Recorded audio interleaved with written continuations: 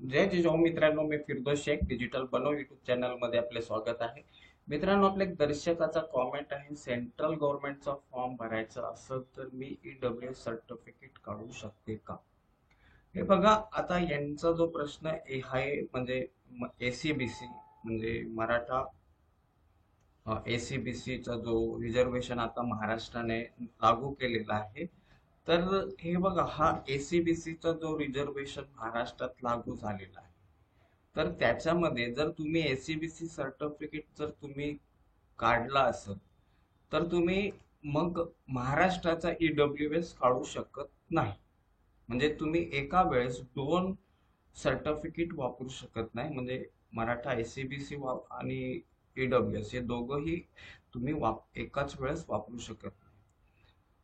मात्र तुम्ही केंद्रामध्ये एसीबीसी आरक्षण केंद्रासाठी नाहीये, सेंट्रल ओबीसी मध्ये तो मोडत नाही.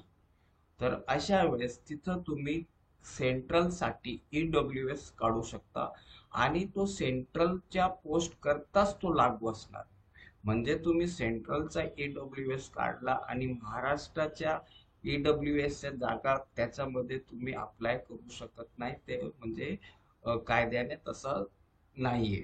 म्हणजे तुम्ही जर सेंट्रल ईडब्ल्यूएस काढला असेल तर तो सेंट्रल पोस्ट करताच असणार, महाराष्ट्राच्या ईडब्ल्यूएस करता तो नसणार आहे. कारण तुम्ही एसीबीसीचा तुम्ही जर म्हणजे सर्टिफिकेट घेतला असेल तर तुम्ही फक्त एसीबीसीच वापरू शकता, ईडब्ल्यूएस महाराष्ट्राकरता वापरू शकत नाही. परंतु केंद्रामध्ये एसीबीसी म्हणजे ओबीसी च्या लिस्टमध्ये हा एसीबीसी नाहीये, तर तिथं मात्र तुम्ही ईडब्ल्यूएस सेंट्रल ईडब्ल्यूएस वापरू शकता.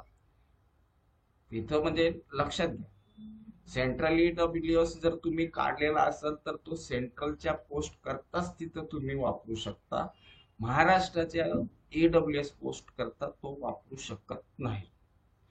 नेक्स्ट क्वेरी आहे सर, स्टॅम्प वाला अफिडेविट चालेल का बिना नोटरीचा? हे बघा, नाही.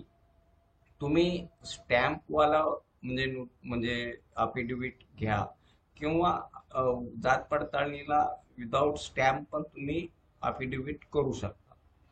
मात्र अफिडेविटचा अर्थ होतो प्रतिज्ञापत्र. एक तर तुम्ही तहसीलचे जे प्रतिज्ञापत्र आहे तिथनं पण तुम्ही करू शकता किंवा नोटरी, या दोघां, परंतु ते मस्ट आहे.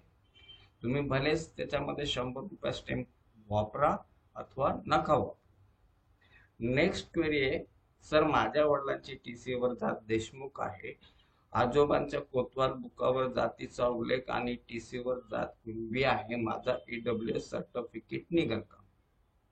हे बघा, मुळातच तुम्ही, आपण जे आहे, आपण जर ओबीसी म्हणून जर आपण असाल तर ते ओबीसी सर्टिफिकेट कधीही बेटर आहे ऍज कम्पेअर टू ईडब्ल्यूएस. तर प्रयत्न करा कुणबीचा दाखला घेण्याचा. जर तुमच्याकडे डॉक्युमेंट्स प्रॉपर असेल तर तुम्ही कुणबीचा दाखला घेऊ शकता. मात्र जर तुम्हाला कुणबीचा दाखला नकोय तर मग तुम्ही ईडब्ल्यूएस काढू शकता. पण तिथं कंडिशन तीच असते का तुम्ही एका वेळेस दोन सर्टिफिकेट वापरू शकत नाही. म्हणजे तुम्ही कुणबीचा पण म्हणजे ओबीसीचा पण दाखला काढणार आणि ईडब्ल्यूएस पण काढणार, तसा चालत नाही. तर तुम्हाला जर तुम्ही कुणबीचा जर काढला नसेल तर तुम्ही ईडब्ल्यूएस सर्टिफिकेट निघू शकतो, तर त्याला काही प्रॉब्लेम नाही. तर मित्रांनो, आजच्यासाठी आपण इथंच थांबूया. धन्यवाद. जय हिंद.